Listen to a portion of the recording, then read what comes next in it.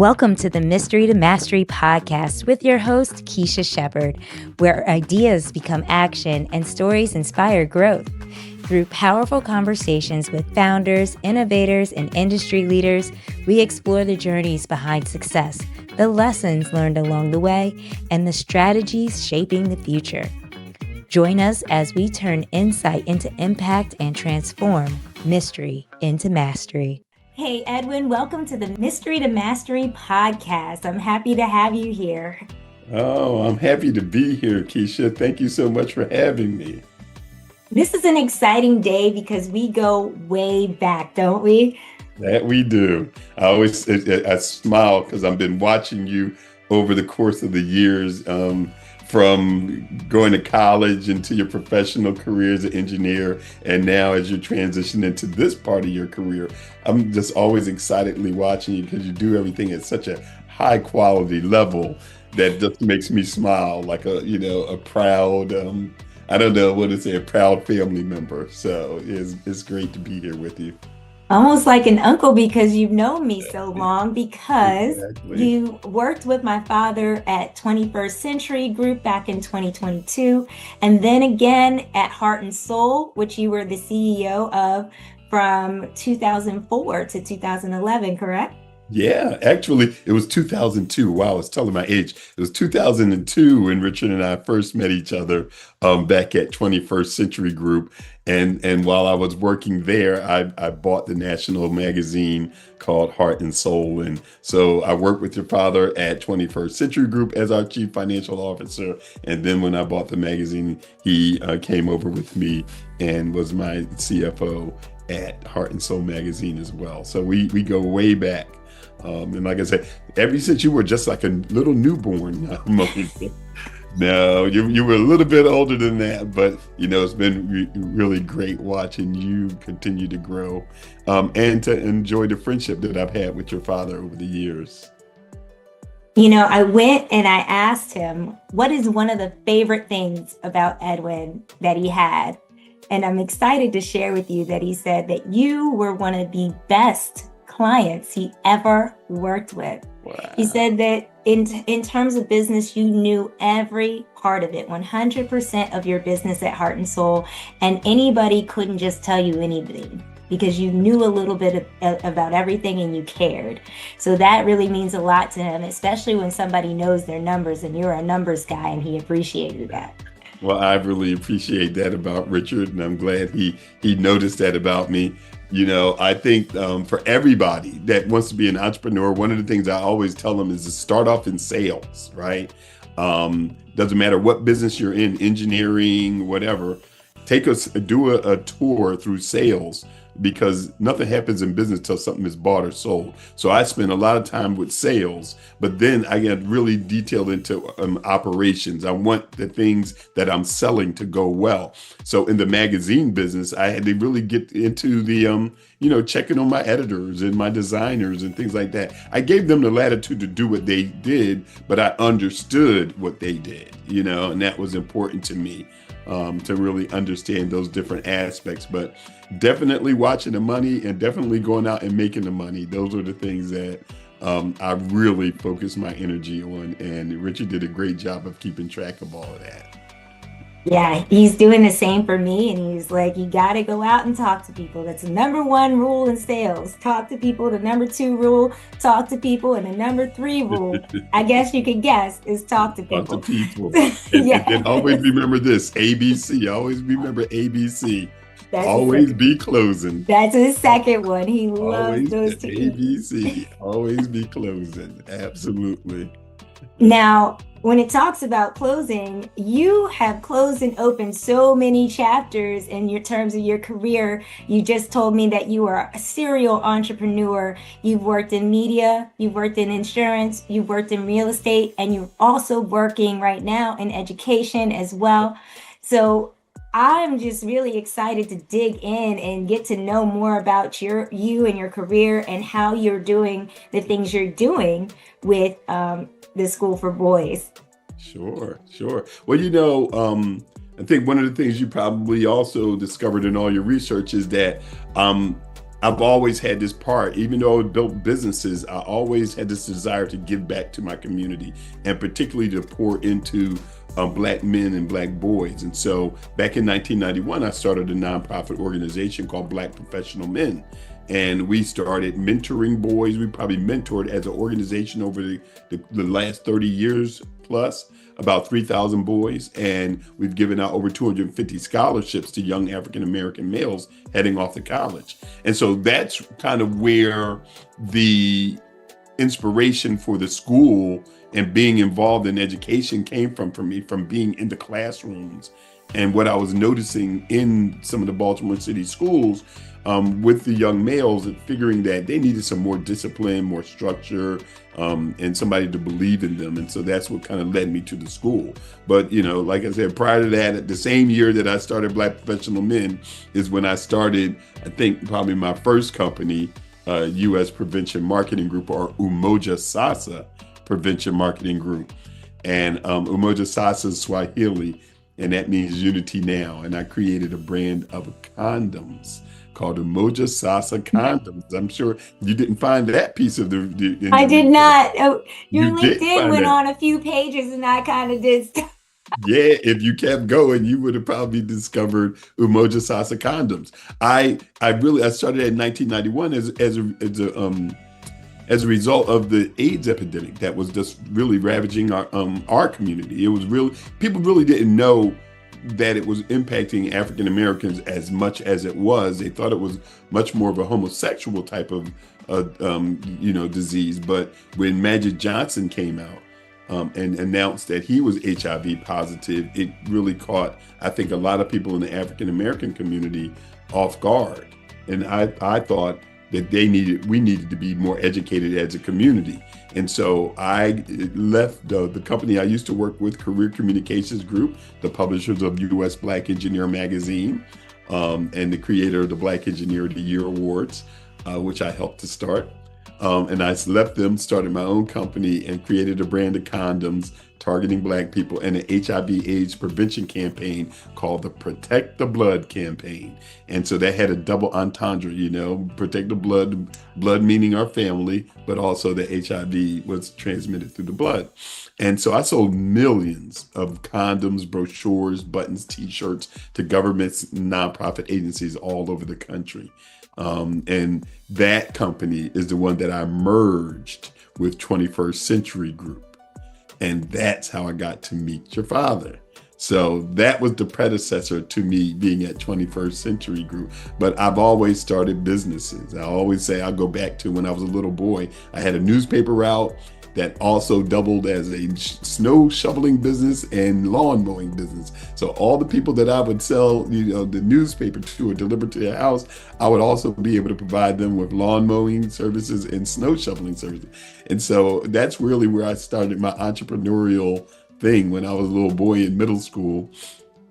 I would get the clients, I would get the sales, and then I would put my brother on one property and my friend on another property, and I'd be on the third property, and we're all cutting the grass and stuff like that. But I was a lead sales guy who would go out and talk to people and get them to entrust me. And so I started businesses there.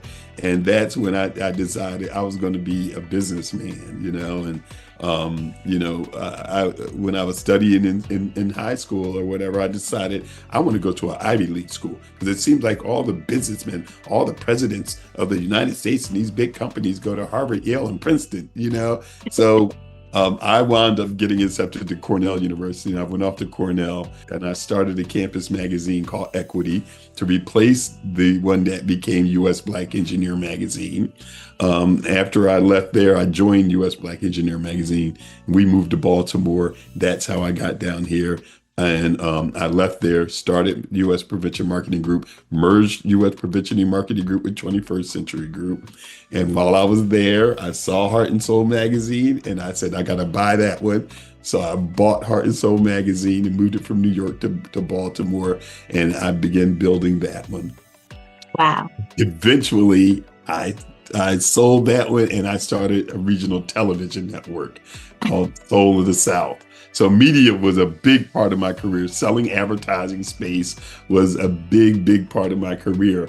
And I learned it at Career Communications Group with US Black Engineer, and I just carried it on throughout my career. That's amazing. I feel like you're in the right place at the right time because I need your expertise myself. This is amazing. And I saw that was in Little Rock, Arkansas, that you had the television station. Yeah. Well, that was the headquarters of it because me and the group that I was with, we found that it was a defunct TV network that had a whole facility and this big computer that could send out the signal from this one location to TV stations all over the country. So this is kind of, now you're saying, well, you got an internet, you got all that. But back then it wasn't like that. This is like 2012. So we were on the precipice of, the internet and everything taking off. But the technology that was located in the facility of this defunct TV network is what we wanted. That's why we were in Little Rock, Arkansas. And so that became the headquarters of the Soul of the South television network. So I spent a lot of time between Maryland and there because I was married, had sons, and everything here.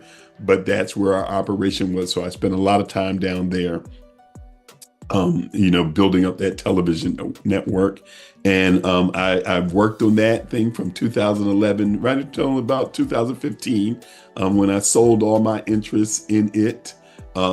It was a huge undertaking.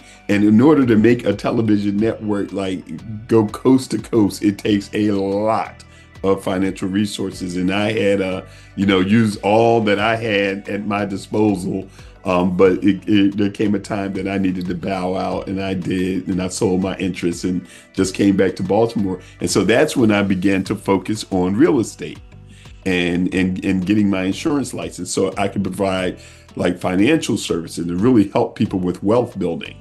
And so we got the real estate license really because my wife and I, and we had sat back and determined we were going to get invested in real estate. We were going to flip houses and things like that. And I decided I didn't want to give the commission to anybody. So I went and got my real estate license so I could do the buying and the selling of the real estate.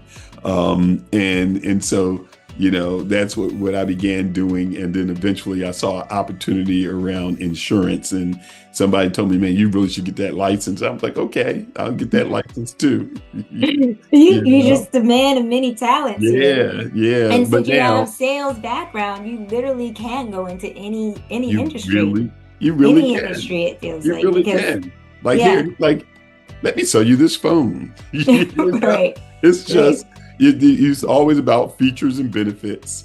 It's about, the value proposition to a client and giving it to them at the price that they're willing to pay, right? And so it doesn't matter what that was. But along the way, you might say, so how did you get from that into the education piece? Well, I helped to found Baltimore Collegiate School for Boys. I helped to open that school in 2015. I was inspired because like I said, I had this vision. I think we need to create our own school for boys. Somebody introduced me to the brother who had the vision for this school. His name was Jack Johnson Pennell. And it was Jack who came up with the idea of a Baltimore Collegiate School for Boys. He was the founder. He was the visionary. And I got on board with him and joined the board and helped him open the school and run the school, eventually becoming the chairman of the board.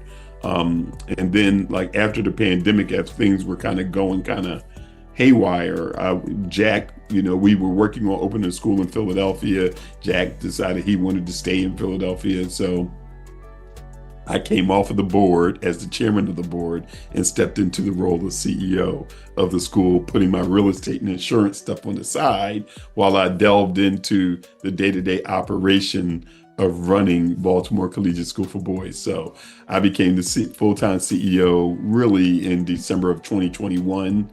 I took over from him and was officially named the CEO in July of 2022 until now. And so it's been one of the greatest joys of my career, right? You want to do work that you're passionate about. Like when you get up every day, like say, if you do something that you really love, like you never work a day in your life, Well, my passion, as I've always told you, is about helping Black boys and helping Black men. And what better way than to get down into the bowels of educating them and getting them ready so they can graduate from high school and hopefully go on to college or to productive careers. But college is really my mission, because I just don't think there's enough Black male professionals out here in the world. Are the number of Black male engineers or doctors or lawyers are pretty much at the same levels that they were in the 70s, and you would think all the way to now, we would probably have doubled or tripled that, but it's not really the case.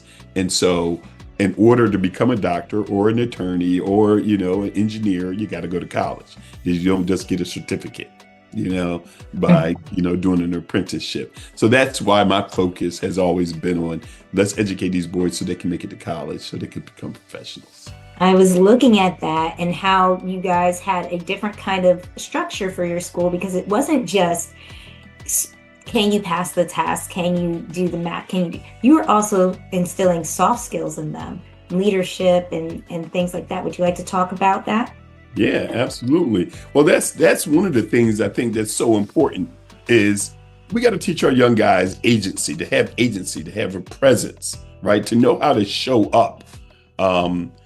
So when they show up, I want them to look professional. People, you got to, take the barriers down from the people you're presenting to.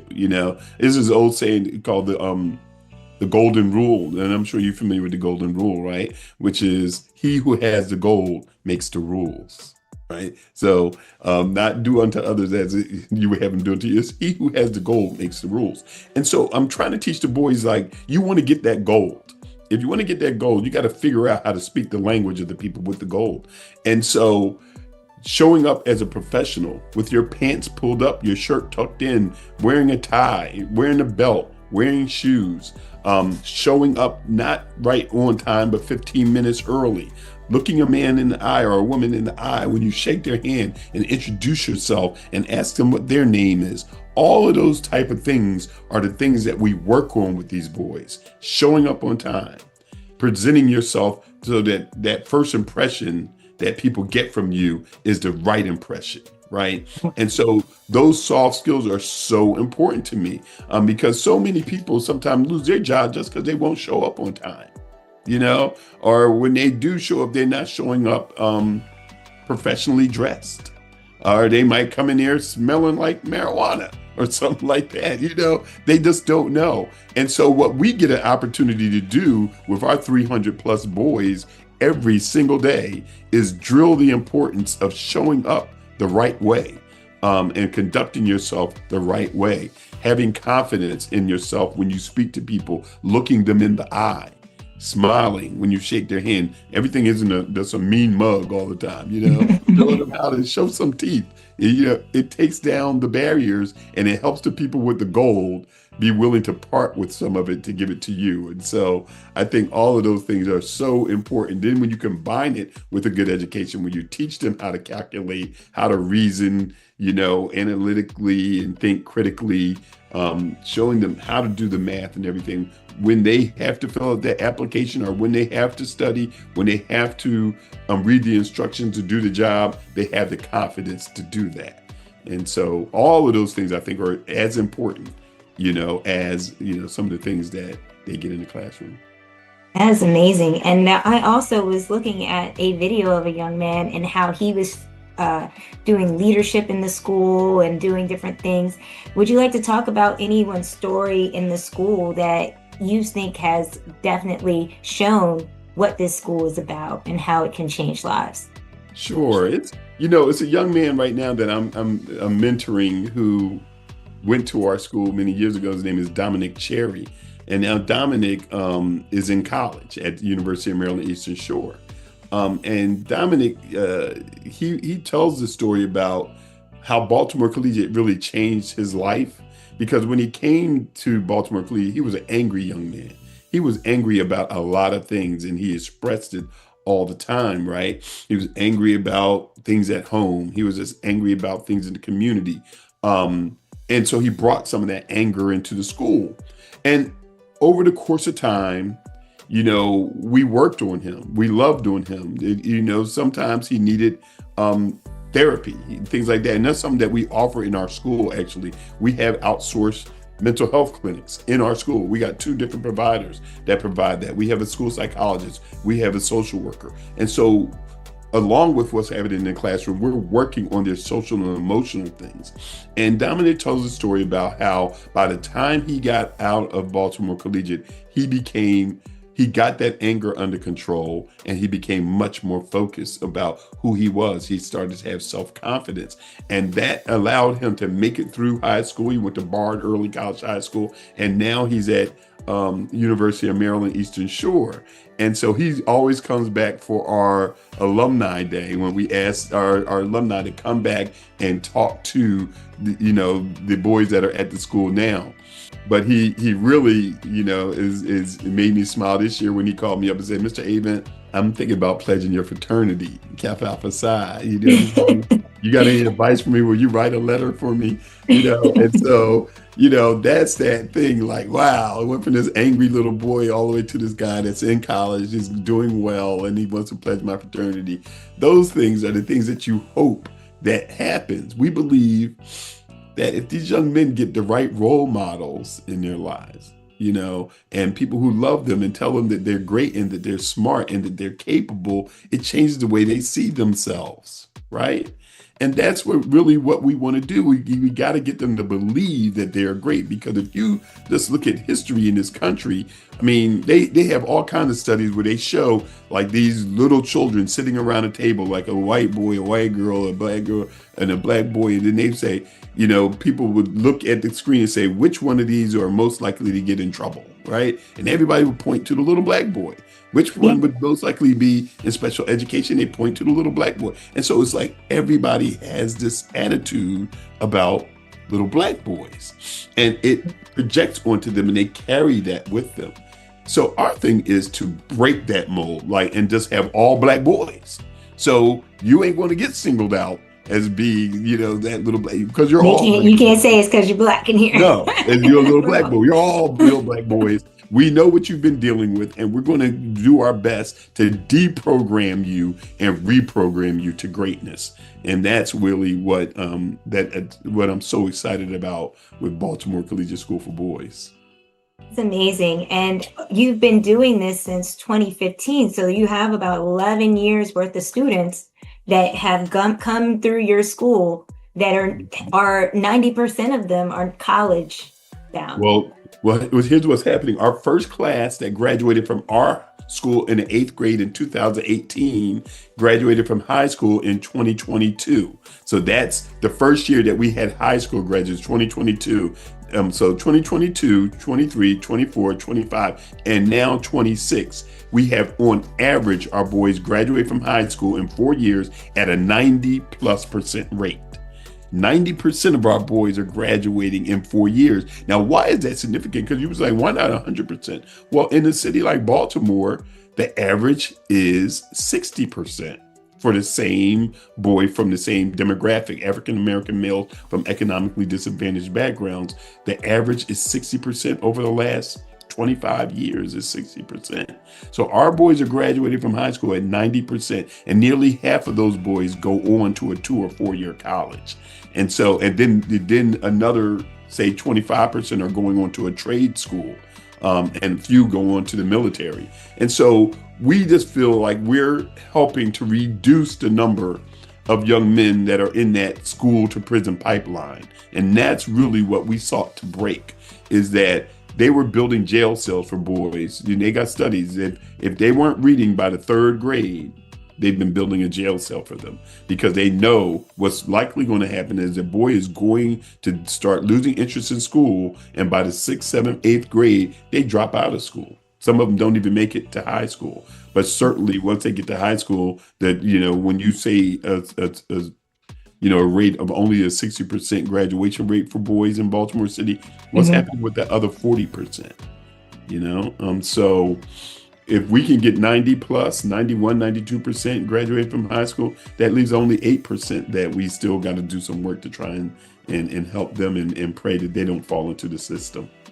Yeah, that's really the true work of the impact that your school has made over the Mhm. years. Now, it's definitely going through a bit of a challenge because right now they've decided to close Baltimore Collegiate Public Schools. Baltimore Collegiate School for Boys. So, what do we need to do to, what do you think is the reason behind that change? Let's start there. Well, let's start there. There's a variety of reasons. Baltimore has closed all three. With us, it'll be all three of the only all male schools that have been started in Baltimore. It was one called Bluford Drew Jemison. They closed them in 2014. Then there was one called Banneker Blake. They closed them in 2023. And now they tried to get us back then too, and we fought against it. And now it's us, Baltimore Collegiate School for Boys. And the narrative is always seemingly the same from the district. They're saying that our boys don't perform at where they're supposed to academically, and that we have financial challenges. Those are the things, that your boys aren't performing academically and you have financial struggles. So let me just point this out, right? Our boys perform academically at, I would say that we probably fall right in the midpoint on the test, the state test for Black boys of the same background. So there's probably 50% in the city that might do better than us and 50% that do worse than us. And so one of the biggest challenges for us to be able to hit the higher academic marks is because we started in the fourth grade. And it was intentional that we started in the fourth grade, because that little statistic I told you a few minutes ago about, if they can't read by the third grade, they were building jail cells for them. So we started off saying, let's catch those boys. Let's catch as many of those boys as we possibly can to try and turn their life around. For sure, once they got there, we do tests, and this has been routine since we began. Of our fourth graders, 80% almost or more can't read at a fourth grade level. Most read at a kindergarten, first grade level when they get to us in the fourth grade. So that's one of the reasons why their parents are bringing them to us in the first place. They're coming to us because they hope that we can save their sons' lives. We're their last hope. Maybe you guys know what to do. Y'all know how to teach boys. Maybe you know what to do to help my son, because right now he is struggling. So we get a high number of our boys with IEPs, or individualized education programs. Like, so the boys come in with these needs, and they call that, special education, whatever. So you're dealing with a lot of boys that are academically challenged when they walk through the door. So our job, and I always say this to the people in the district, like, if I get a boy in the fourth grade who's reading at a kindergarten level, if by the end of the first year he's with us, he's reading at a second grade level, we did work. We made progress. We moved him 2 grade levels that you didn't move him in the 4 years that you had him from kindergarten to third grade. So we know that he may not score at grade level for fourth grade standardized tests, but his whole sense of self, his whole self-esteem has been changed, because now he can read. May not be the best reader, but he can read. Now he knows he's not dumb, which some of them think when they walk in the door, that I'm just not smart. And we have to convince them that, no, you are smart, and we're going to get you the help. So one of the things we do with our boys, once we test them and determine who needs it, we have one-on-one tutoring. So we partner with a group called Reading Partners. And Reading Partners comes in and they provide one-on-one tutoring, and they have their own room in our building, and they're staffed in our building to take my boys and get them one-on-one tutoring, both in the fourth grade and the fifth grade, so that hopefully by the time they hit sixth grade, they're close to grade level. Okay. So, but they're lagging behind in test scores, but we get an overwhelming number of boys that come through our doors not performing on grade level. So we're trying to catch them up. The one thing I tried to do, if we could have gotten our renewal, the thing I was going to ask the district, can we start at pre-K? Can we actually go back, and add that kindergarten, first, second, and third grade? Because you're judging us on children coming from your schools that we have to fix. But if we can start off with them in pre-K, kindergarten, and they come up through our system, we would hope that 80%, 70, 80, 90% are reading on grade level by the time they hit fourth grade. Yeah. Not 10%, not 15%. Okay. Right. And so that's what we're dealing with. So it's kind of like, here's what they say to us. Well, you're supposed to be better than us. So you guys, charter schools are supposed to be better than traditional schools. No, I can take you through the city and show you, Keisha, like how our boys compare to at least 20 schools. If they're going to close us because of academics, they should close these 20 schools because of academics too. But what they like to do is say, well, now your school doesn't perform as well as these other schools. Every one of the schools they compare us to is either an all-girls school or a co-ed school, because that's all there is in the city. Co-ed schools, girls bring scores up, period. Girls are doing better than boys in school, whether it's elementary, middle, high school, college. That's just the way it is. And so if you're going to compare us, I always say to them, then let's compare apples to apples. Let's disaggregate the data, pull the boy data out from those schools you compare us to, and now let's match it up. When you do that, you would have to close 20 of your schools too. Of course, they're not going to do that. So what they want to do, I really believe what they want to do is really close another charter school so they can absorb those students back into their school system. Because what's happening is probably over the last 10 years, say 20 years, we've gone from like 85,000 students in Baltimore City schools 20 years ago down to 71,000 students in Baltimore City. So you're losing lots of students. Of those 71,000, the charter schools in Baltimore City, the 30 charter schools in Baltimore City has 22,000 of that 71,000, right? So that leaves them with 49,000. And so they're operating their entire infrastructure, their overhead, everything off of what they see as a smaller budget because they got to share some of this with charter schools. So to me, my opinion is, if we can get rid of some of the charter schools, we can bring those students back into our system and bring that money back onto our side. And it's a money thing. It's a money thing. At the end of the day, I really believe it's a money thing. And so that's my opinion, and I'm appealing this. So what happened, I'm sorry, I'm skipping to, and they decided that they voted in January to close our school at the end of the school year. I launched an appeal back in February with the Maryland State Board of Education, except they're not the ones that hear it. It has to go through the Office of Administrative Hearings, and it takes a long time for it to go through this judicial process. And so that's where we are now. School's about to close. Unfortunately, they have already reassigned my teachers, my principal, his staff, all those things, and children are finding new schools. So we're still fighting. And should we be blessed enough to win, I see next year as a planning year where we'll regroup, try to bring in a whole new team and do recruiting all over again. But it's a very sad day. Very, very sad. The community, as I'm sure you've been looking at doing your research, the community overwhelmingly was against this. And the community supported our schools very, very strongly. They wanted the school to stay open. The parents, we got a 90 rating from a parent of satisfaction. Our family satisfaction survey. 90%. They give us a 90%. They love what we're doing with their sons. It's just that the powers that be, I think they wanted, they wanted our boys. And so one of the numbers that I saw in my research was the math proficiency number for your school. Mm-hmm. And it was very low, 1.1%.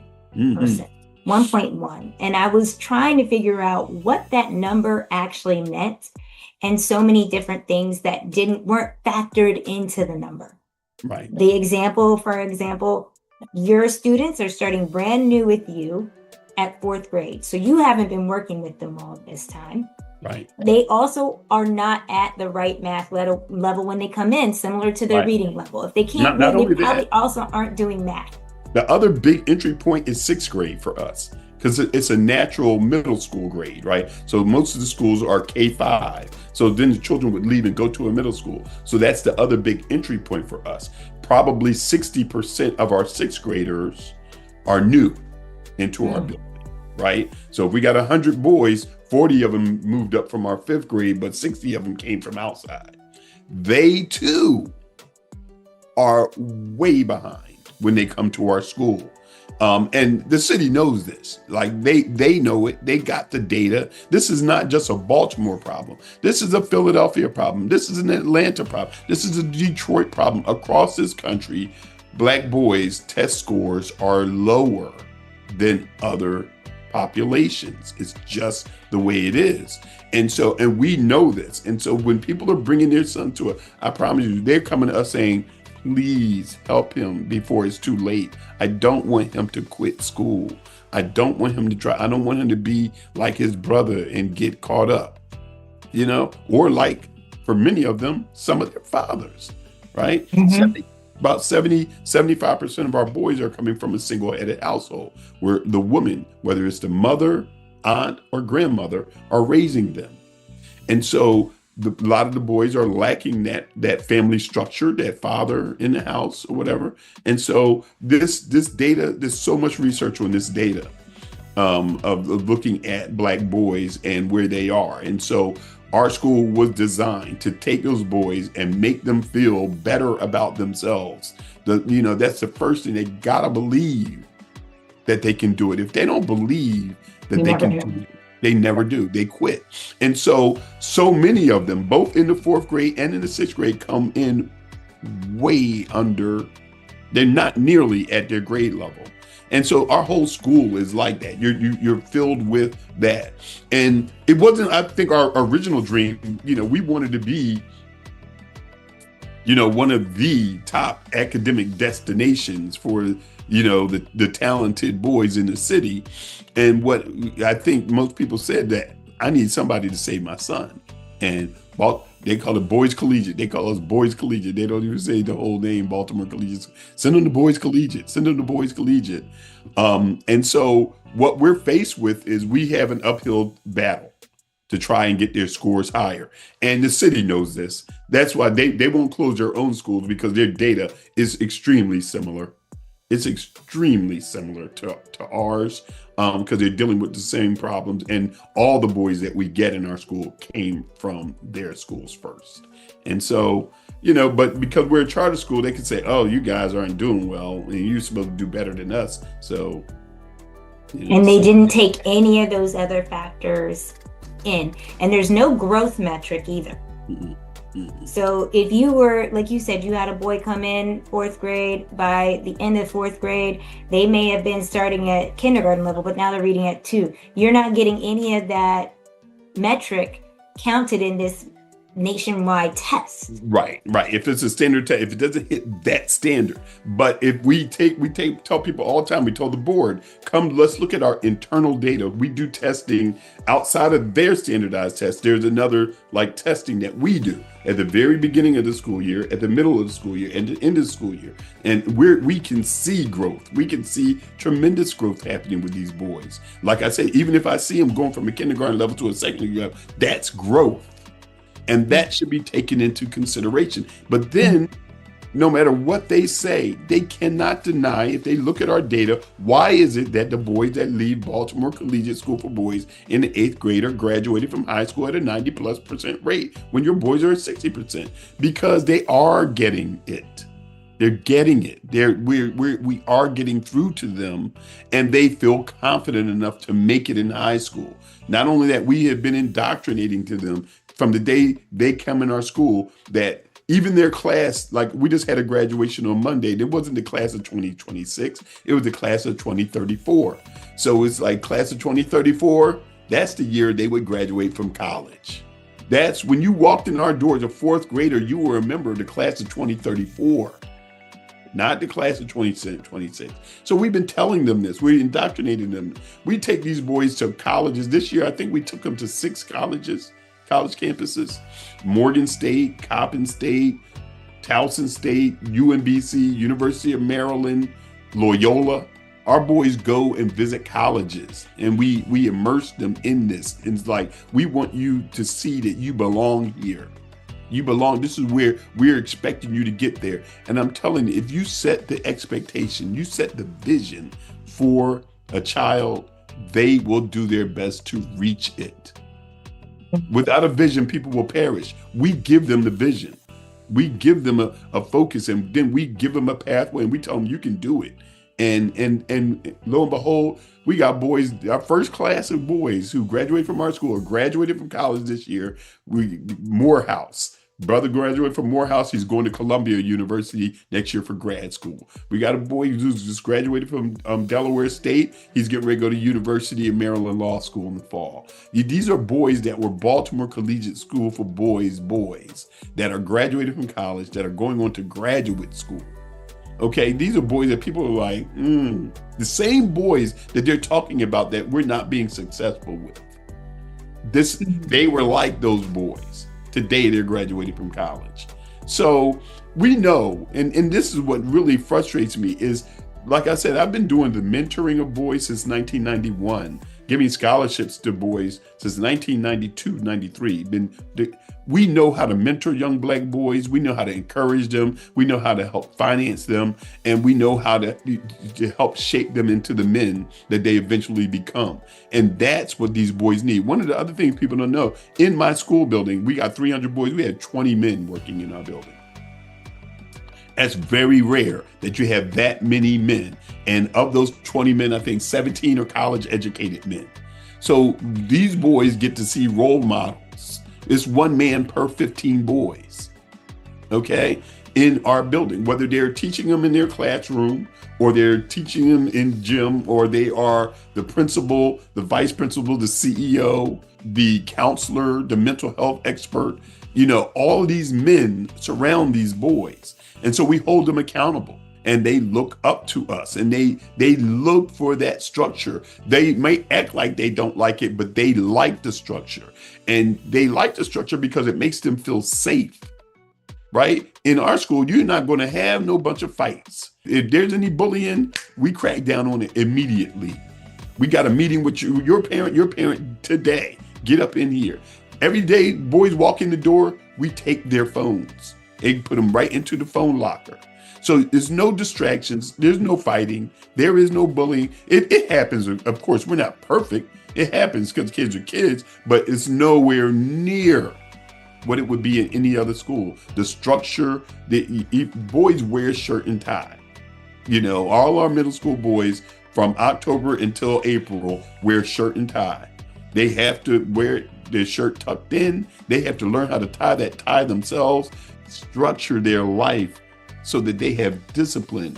And what really makes me proud is when I go to other events where other schools are there, might be, school choice fair where we're all out promoting our school. Somebody will come up inevitably from one of the high schools and say, I just love your boys. We have 7 boys from Baltimore Collegiate School for Boys in our school, and they're just the best, right? People come to us, they say, anytime, give me more. I want more of your boys at our school. Mm-hmm. So that tells me that we're doing something right, and those boys are carrying it forward. When you're doing something like that and you're changing the trajectory of the boys, sometimes some people, think that it's a clandestine move, to close our school because we're going against the school to prison pipeline. Who am I to debate that, right? Maybe there is money in us going to jail. There is money. You get paid a lot of money for us to go to jail. And not only that, the guys in jail are still being treated like slaves because they do free labor on roads, on products, stuff like that all over this country. Okay? And so there could be something more clandestine. I don't know, but I know that it's heartbreaking. And I know I will fight until there is no more fight to be fought, to try and save our school and to get it to be to be reopened. And so we'll do that. We'll fight all the way through and see what God says. Now, what you're saying to me means that it can't just be you fighting. Mm-hmm. There might be other communities that are facing the same thing that want to know how they can do something that's similar to what you've done and be successful at it, right? How do we come up with a program that can help our young boys stop the prison, the pipeline to prison, right? So what do you think is the first thing you have to decide when it comes to starting a program like or deciding that you want to start a program like this? Well, the start of school is something else. And, this is what's really a bummer is I've always had this vision that we would be in 10, 20 cities with these schools, and as a matter of fact, as time has evolved, I've thought that we should align these schools with HBCUs like Morgan, mm-hmm. stuff like that. Mm-hmm. Because if you look at the statistics today, it's 3-to-1 women to men on these campuses. Go girls. Sorry. Yeah, but that's it's in some respects it's go girls. I think in Morgan it's 6-to-1 sometimes. It's but I think that the latest statistics I saw was 37% of the population were male, right? But at Coppin it's 25%. At Howard University it's 25% of the population is male. Okay, mm-hmm. And so I figure why don't we? I would like to going forward. I wanted to try and build collegiate school for boys associated with HBCUs down in Norfolk, like the Norfolk, collegiate school for boys, and have Norfolk and Hampton be the feeder schools. And you know what I'm saying? And we would just go through, build one in Atlanta, build one where these HBCUs are on Greensboro. So again, go to A&T, but we create the factory that feeds the boys into these HBCUs. By building schools like ours so that they have the skills, the tools, and the motivation to go on to college. So I believe that can still be done. And I want to really continue to explore how I can incubate that and get them moving forward. So that's something that I really want to do.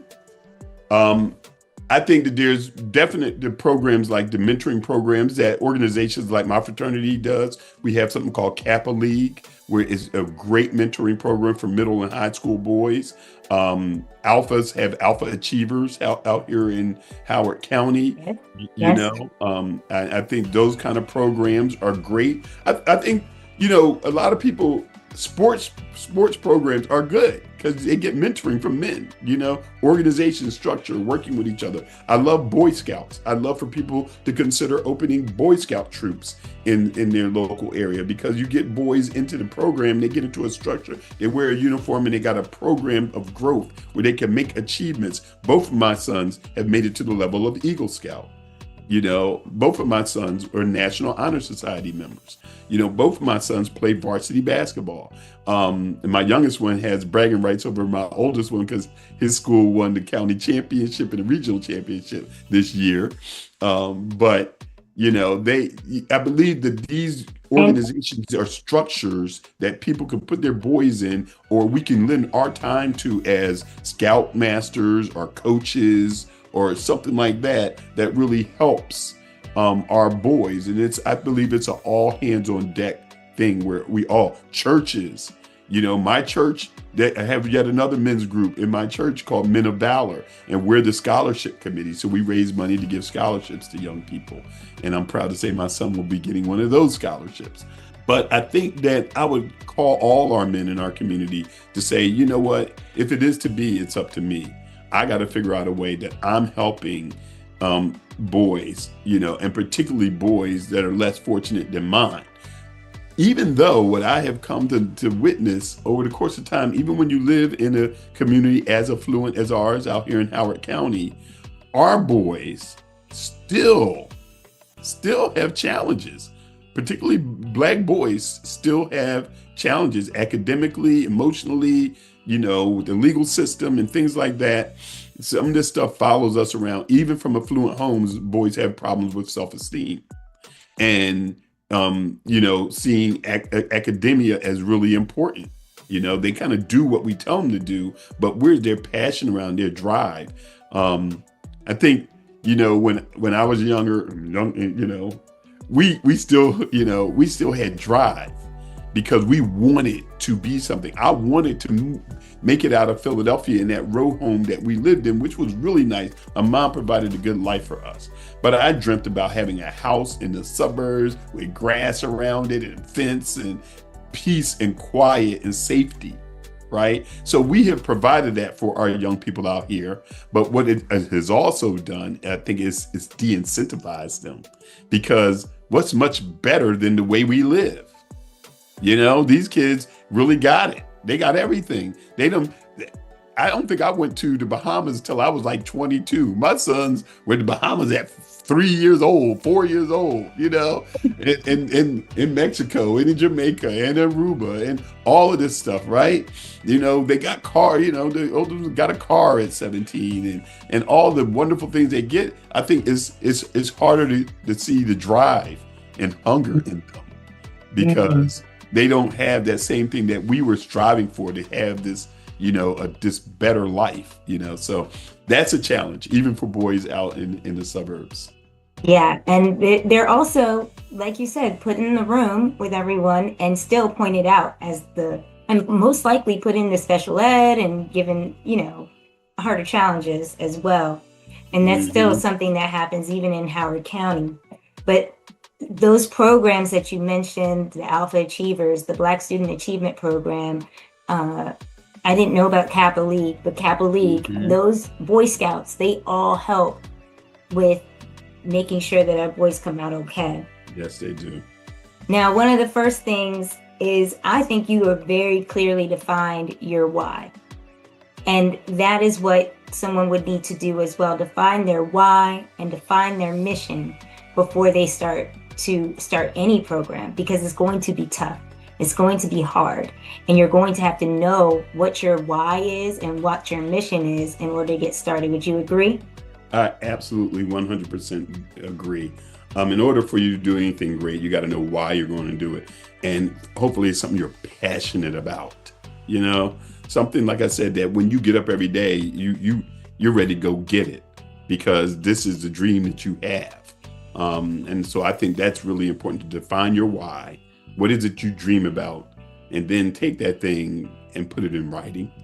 I always say, dream it, plan it, do it. It's something I always talk to my boys about when I speak to them. Dream it, plan it, do it. First, you got to get a dream. What is it that you're visualizing that you want to see happen, right? You got to have a very clear thing about it. Take that dream and make it a goal, because you got to break down that dream and put some goals down.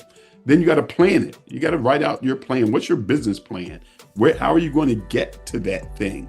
And you kind of got to work backwards. Like, that's the end result. Where I got to work back to develop a plan to make it happen. And then the final thing is do it. You got to get up and do it.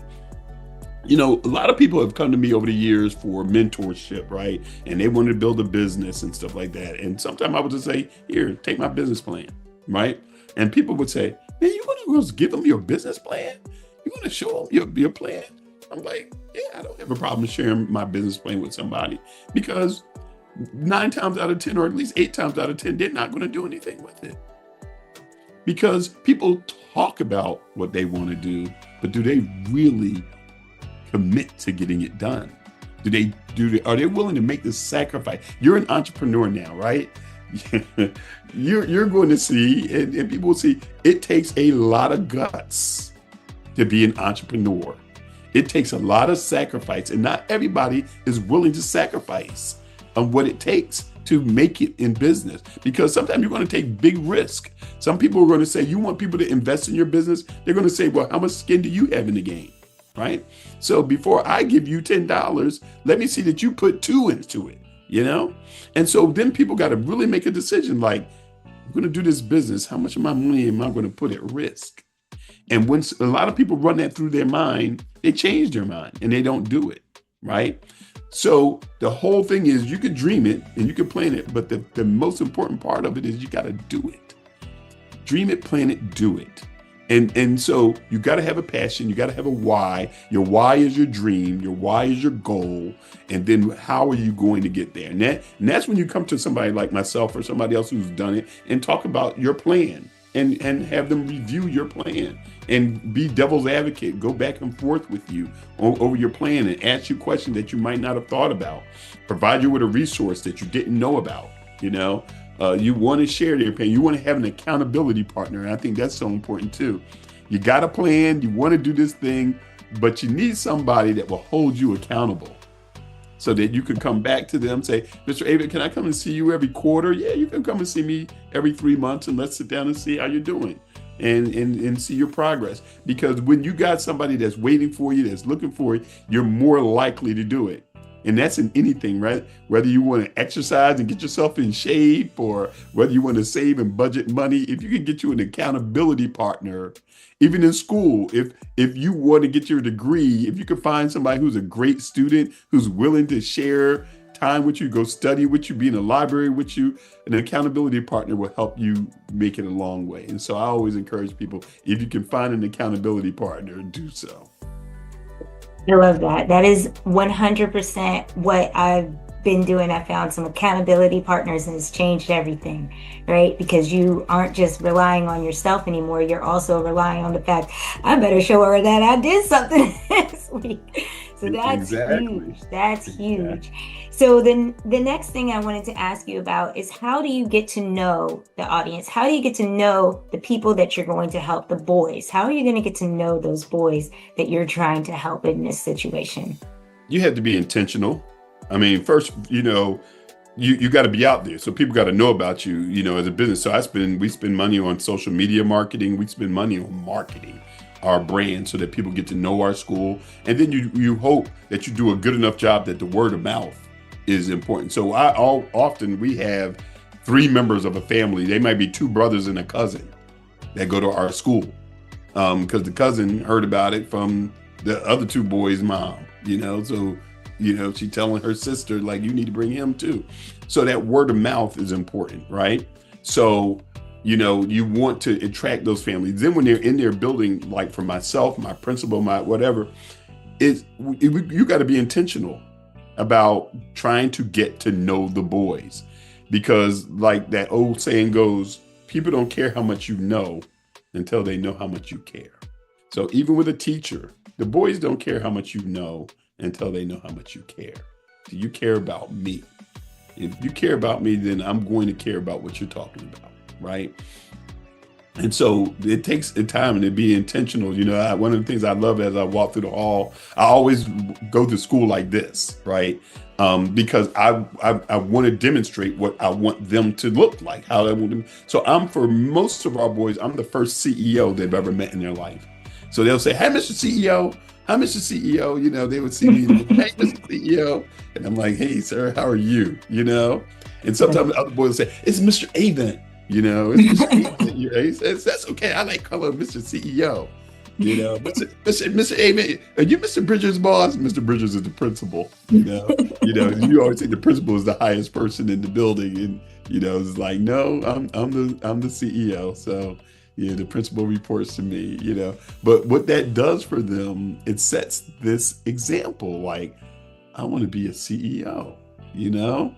And so then, I get you after a while, you get your little favorites, right? Because some of those guys, every time they see you, they jump out of line, Mr. Avent, and they become the guys that I really keep my eye on. I'll pop in their class, or they got a report card they run and they want to show me their report card and so I really love that. About my job. That's why I said, like, of all the companies I've had, I used to think Heart and Soul was my favorite business. I really loved going into the supermarket or going into, CVS and look up on the newsstand and see my magazine sitting next to Ebony and Jet and Essence. And that just brought me a great deal of pride, right?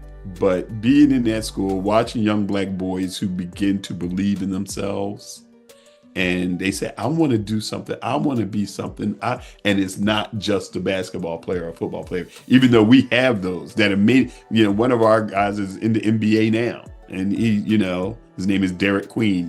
He went to university. He went to our school, went on to go to University of Maryland, and left after 1 year. And he was a first round draft pick. And so all our little boys say, I want to play in the NFL. I want to play in the NBA. I don't discourage them. I don't tell them that that's impossible, because we actually have boys that are making it to the NBA and the NFL.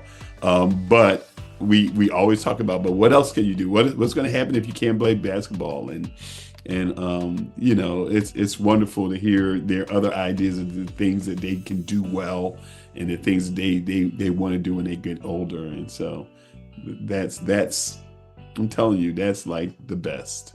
I love the things that you're saying, because you're not only showing them that you care, you're also showing them that you care about their interest. Mm-hmm. And you're helping them develop so that they can achieve their dreams. Absolutely. Which is important. And I think that'll be very important for anybody that wants to start a program like this. You have to care about what the boys care about. Absolutely. You gotta love them. You gotta love our boys. You gotta love our community. You got to believe that we're better than we are, and that you're part of the solution of helping more of our community believe that we're better than people think we are. And if we all can do that, we're dropping these pebbles all around the country, all around the world, that ripple out, and it hits boys in all these different sectors. That's why I really would love to start these schools in more cities, and get more of us like just pouring into these little boys. And then, then we can save the Black marriage. We can save the Black family, because all these sisters are kicking butts. Like you say, yeah, y'all are kicking butt. Y'all are getting more PhDs, more whatever, and making that money and doing your thing. But then you only want a man that can match what you're doing, right? I hear them. That's what they say. They only want a man. They definitely want that. Like, I did all this work, and where are you? Exactly. That's what they're saying. What are you doing? But what I try to get sisters to understand, like, don't be an agent for the enemy, right? The enemy has been doing this to our community forever. The division of the Black man from the Black woman, the beating down of the Black man, and lifting up Black women to emasculate the Black man. And it's like, we all got to be smarter than this. We as a community have got to be smart. We got to outsmart them. We sisters got to be aware, like, because y'all going to college with a lot of brothers, right, that have graduated. So I look at all the time these company pictures. Like, my wife's in pharmaceuticals, right? And so she's been working for these big white pharmaceutical companies. And you look at this picture, and it's like 300 salespeople at the national sales meeting. And these people make on average base like a 150, Like, so you got 300 people in this picture that make at least $150,000. And how many of these 300 people are Black men? 2, 3. It might be 18 sisters, 2, 3 Black men, and all these white people and Asian people and stuff like that, right? So, but there's plenty more Black men that would love that $150,000 job. They ain't getting put on in that company. And you can look at company after company, pharmaceutical, technology, company after company, where you would think we would have a higher representation than we do to be able to get into those high paying jobs that can match the sisters. And the sisters be like, yeah, I can find my, my compadre. But it's just not the case. I know too many brothers. I went to an Ivy League school. I went to Cornell. Most of my boys went on to Harvard MBA, Columbia MBA, Wharton MBA, went on to these different places, right? Thinking when they came out that they would be these investment bankers making this stupid money, right? But none of them are investment bankers now. And it was lots of them that they didn't get the promotions. They didn't get moved up. They weren't being put on the teams where everybody was getting those kind of bonus checks. They would burn out and have to leave and wind up having to do entrepreneurial things, and so we can look around, it's all over the place. And so if we all look at this, and both brothers and sisters are looking at this, sisters got to understand, like, wait a minute, I know these brothers are more talented than this. I know they deserve more opportunity, because they watch sometimes when the brother gets beat down. They watch it and be like, but they see it. if you see it and you know that's what's going on, then we got to treat each other better, right? Because we're all we got, we're all we have. And so he may not be making the 250,000 you're making. He might only be making 100, but he shouldn't be made to feel that he's not like the king of the house. He's not like the man of the house. He shouldn't be made to feel that way, but that's not the way that's an unfortunate thing that I think is happening in our community. I think that we got to be smarter than that, I'm going to ask you a question. This is a little off topic. No, what I'm saying is it's a little bit about the dating world. So one of the things that I've noticed, and this may be true to some people and not true for others, but most men don't date up. Women date up, but most men don't date up. You know what I'm saying? Yeah. So if we are up here, and they don't want to date up, what do we do? What is the solution? I think it's not the case that they don't want to date up. I think their experiences are kind of like what I'm saying, right? Is that a man is a man. He wants to feel like he's the leader. That's the way they're built.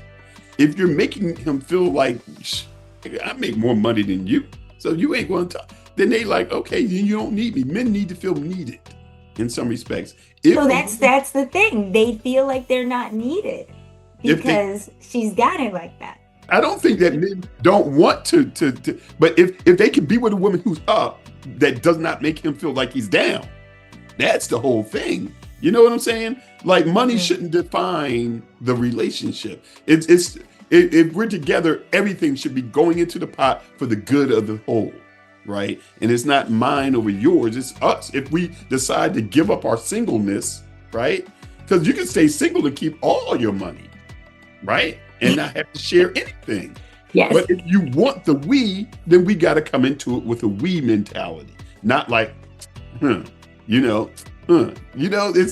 brothers they ain't going to take that.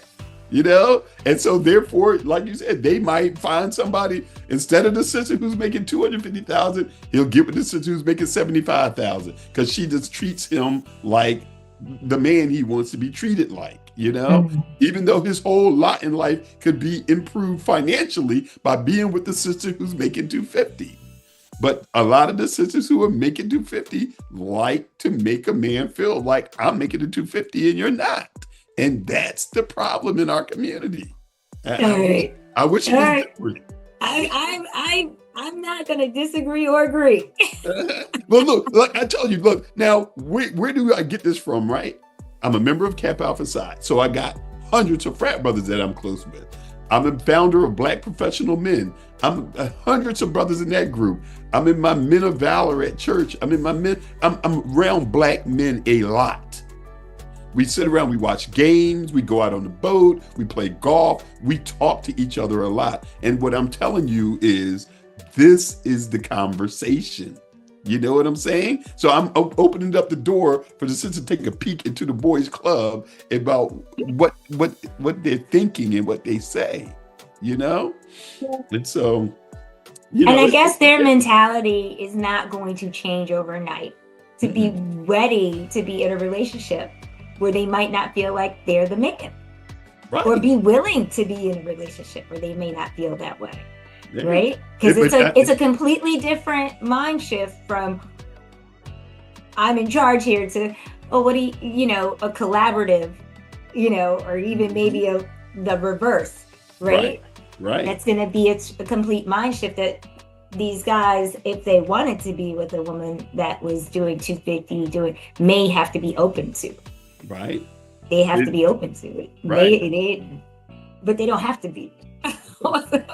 Hey, look, we're doing a whole nother podcast. This is a whole nother topic. This is a whole nother podcast time. You might have to edit this out for the other podcast. Yeah, this might be a bonus section.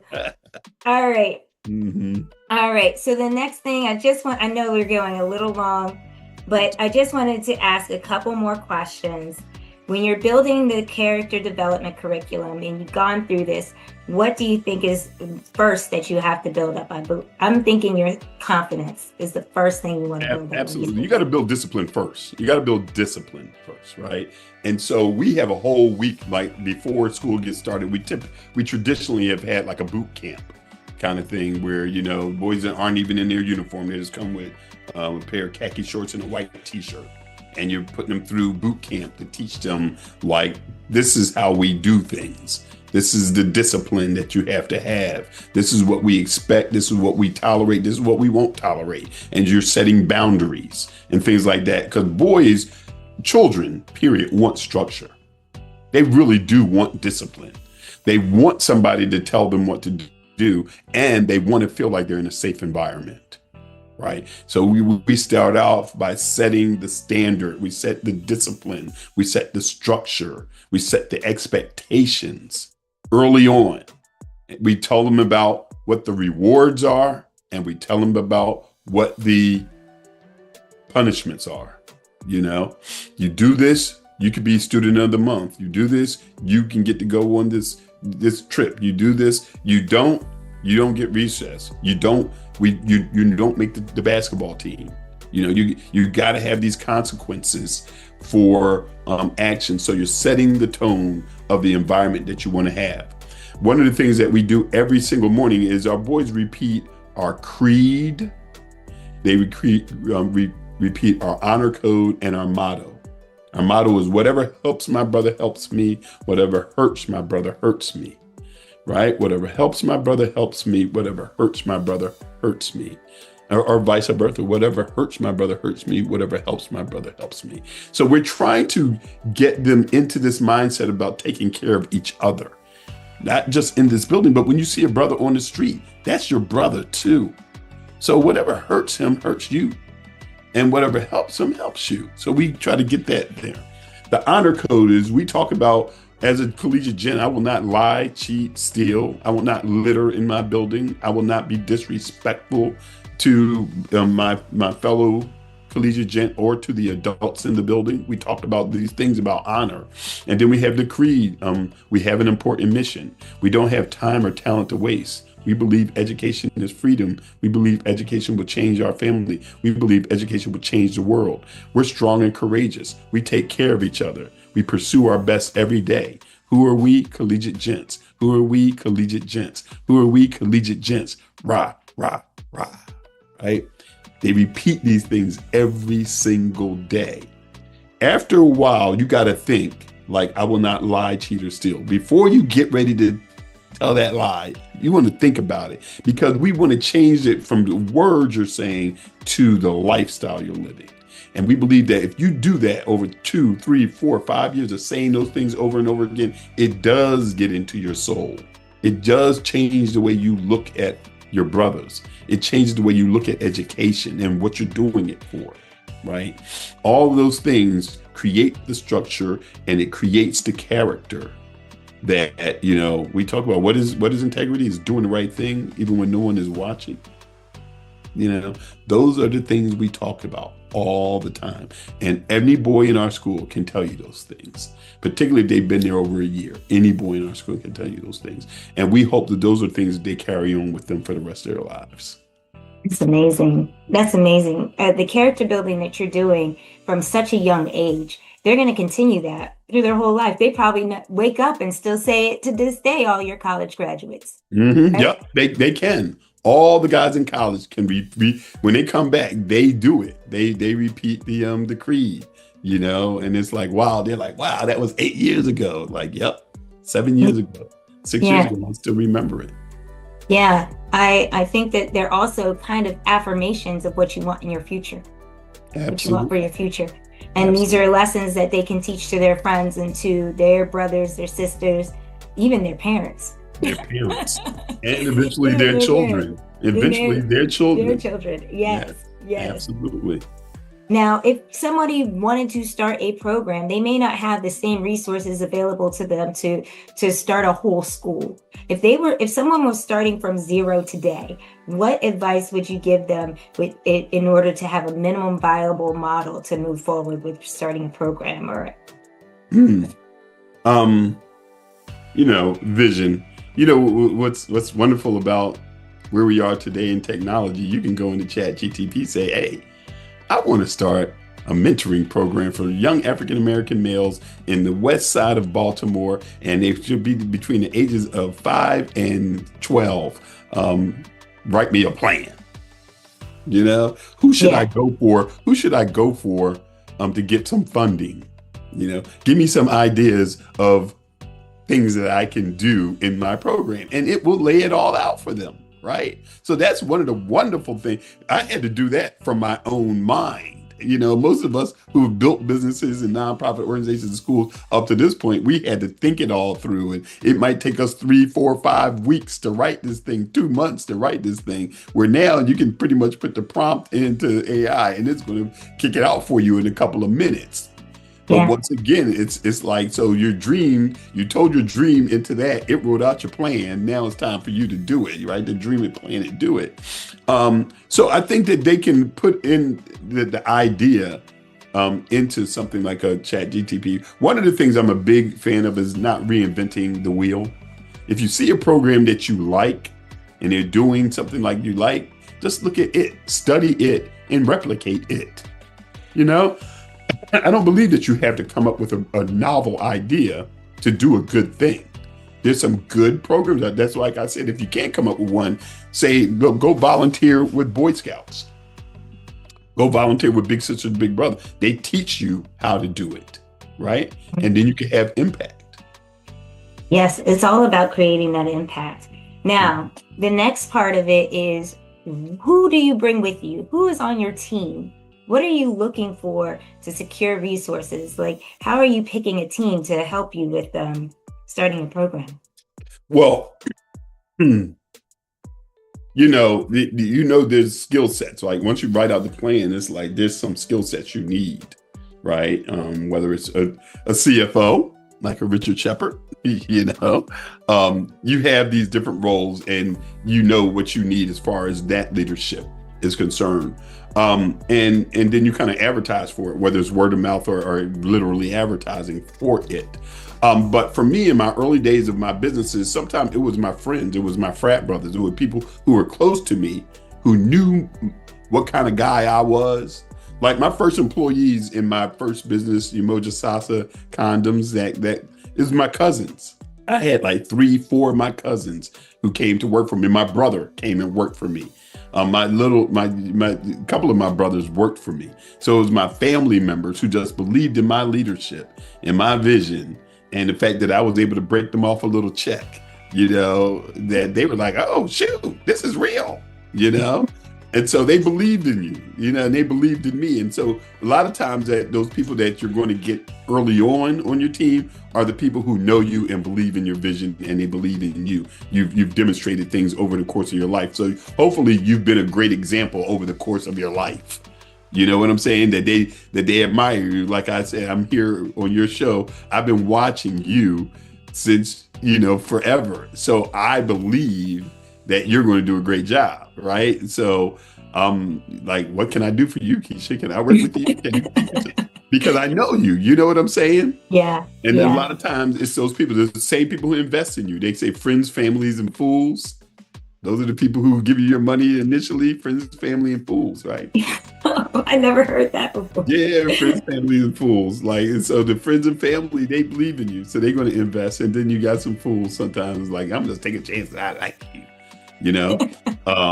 But those are the people that you start off with, somebody who believes in you, believes in your vision, has some degree of passion, and willing to roll up their sleeves, And then when you get good at it, man, you're able to motivate and inspire groups of people.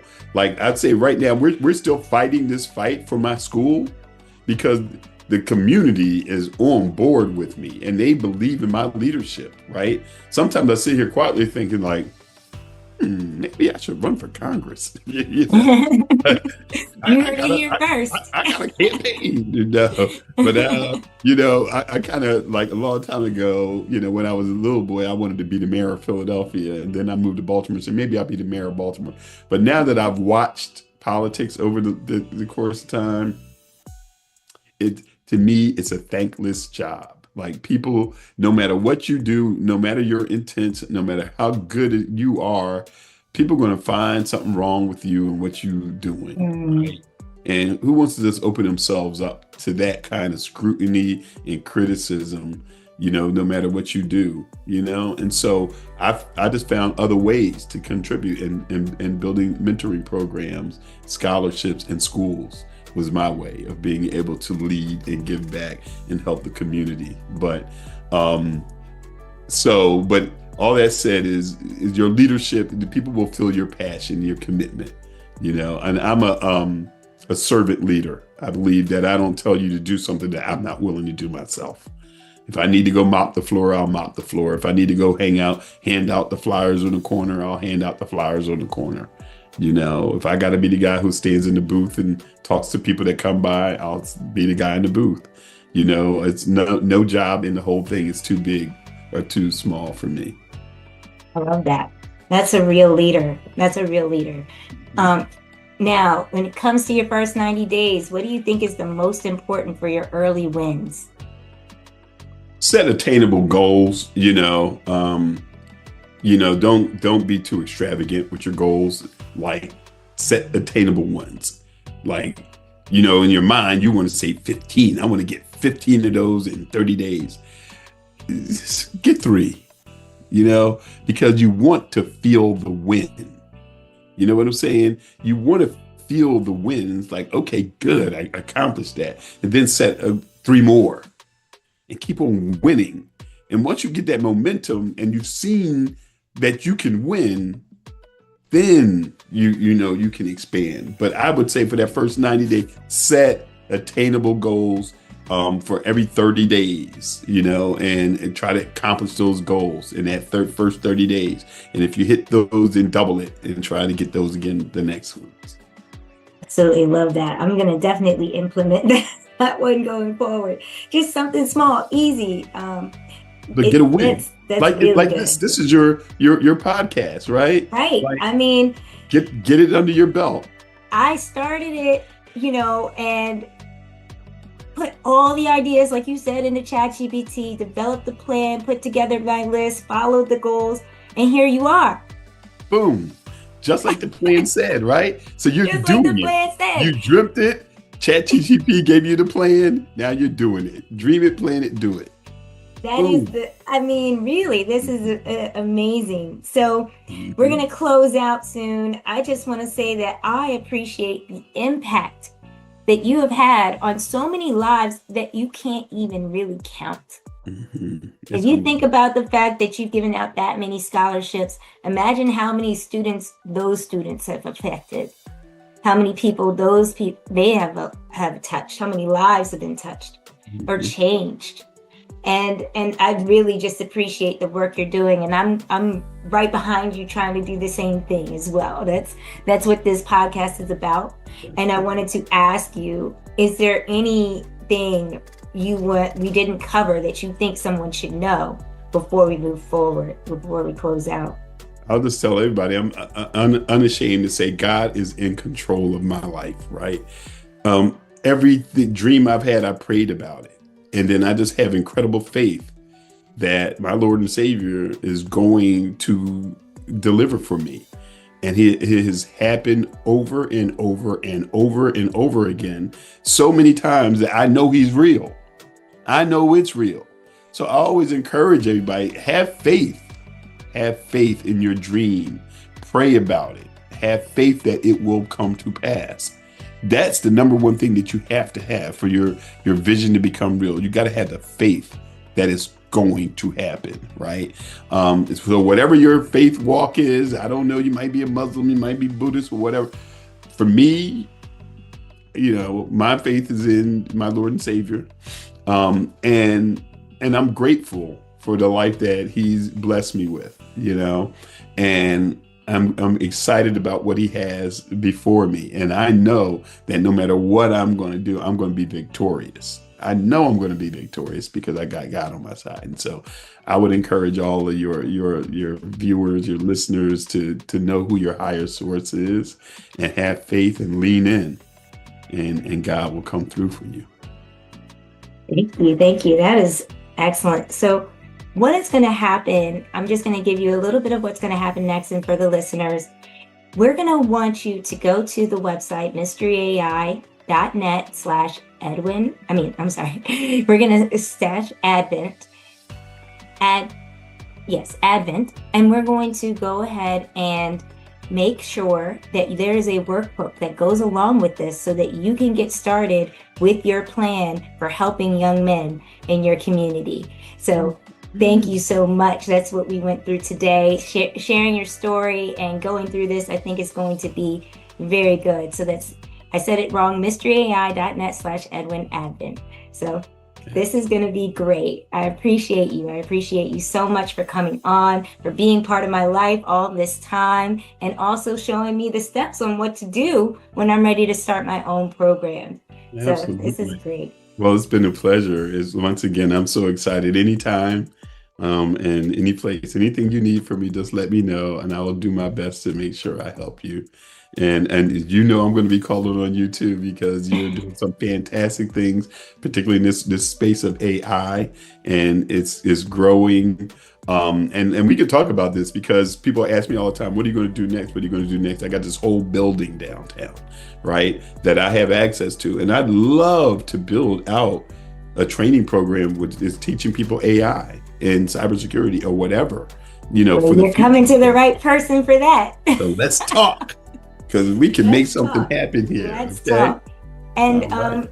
I do need to add that if you want to help with fighting back against the school closing, also make sure that we'll have that information as well on your webpage as well. Yep. They can go to our website, BaltimoreCollegiate.com. Baltimore Collegiate, COLLEGIATE. BaltimoreCollegiate.com, and on there you can click renewal, and it'll tell you about what we're doing. Appeal, I think it might be appeal now, but you can find out how you can help. You can always contribute to us. We are the 5 Smooth Stones Foundation, so even no matter what's going on with the school, we're still raising money for these very efforts that we're involved in, both in fighting for our charter, but also to do continuing programming for our boys. So BaltimoreCollegiate.com. Stop on by there and find out more about us. All right.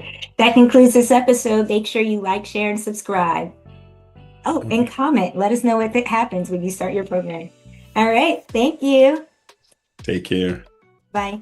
Before I let you go, if today's conversation inspired you and you have something to share with this community, I want to hear from you. Whether you want to be a guest on Mystery to Mastery or you want to get your brand in front of this audience as a sponsor, the link is in the show notes. Get on my calendar and let's talk. See you next time on the Mystery to Mastery podcast.